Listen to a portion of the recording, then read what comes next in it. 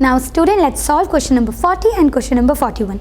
First, let's have a look at the question number 40, which says if prime numbers are assigned to English alphabets from A to Z in order, mat will be.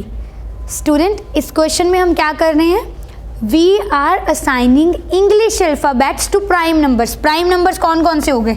Prime numbers के अगर मैं series लिखूँ तो 2, then 3, then 5, then 7, then 11 and so on. अब हम क्या कर रहे हैं? इंग्लिश अल्फ़ाबेट्स इन नंबर्स को असाइन कर रहे हैं ऑर्डर में, यानी कि ए अल्फ़ाबेट किसको असाइन किया गया है? 2 नंबर को, B 3, C 5, D 7, E 11 and so on. अब हमें ये बताना है कि मैट को आप प्राइम नंबर्स में कैसे रिप्रेजेंट करोगे. तो बच्चे अगर हम कंप्लीट सीरीज लिखें then will come to know कि m कौन से प्राइम नंबर पे आएगा? 41 पे. a को कौन सा प्राइम नंबर असाइन हुआ है? 2.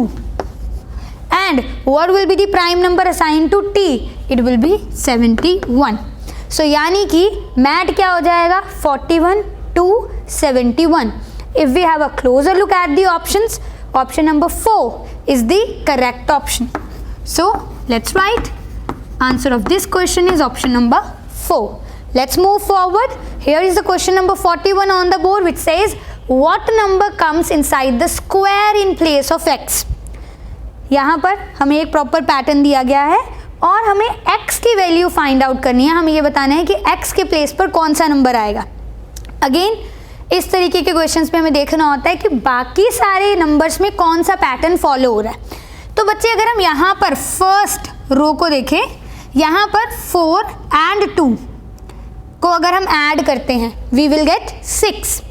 और अगर 6 को हम 2 से डिवाइड करते हैं तो यहाँ पर हमारे पास क्या आएगा? 3. यानी कि बच्चे ये जो स्क्वायर के अंदर नंबर लिखा हुआ है ये क्या है? एवरेज है बाकी के नंबर्स का.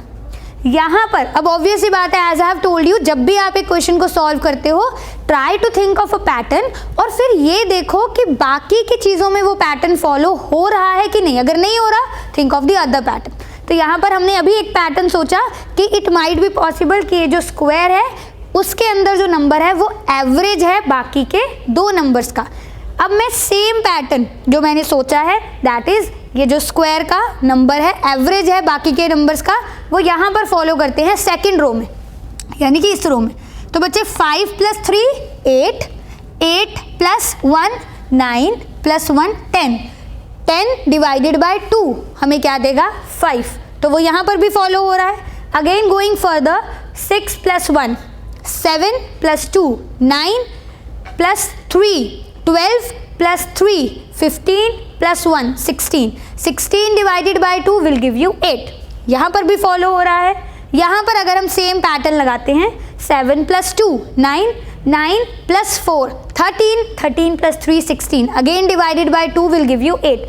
यानी कि यहाँ पर भी सेम पैटर्न फॉलो होना चाहिए. So 9 + 3 is equal to 12 divided by 2 will give you 6. तो यहाँ पर x के प्लेस पर कौन सा नंबर आना चाहिए? 6. So if we look at the options, option number 2 is 6 and hence answer to this question is option number 2. So I hope these questions are clear to you. Now let's move to question number 42.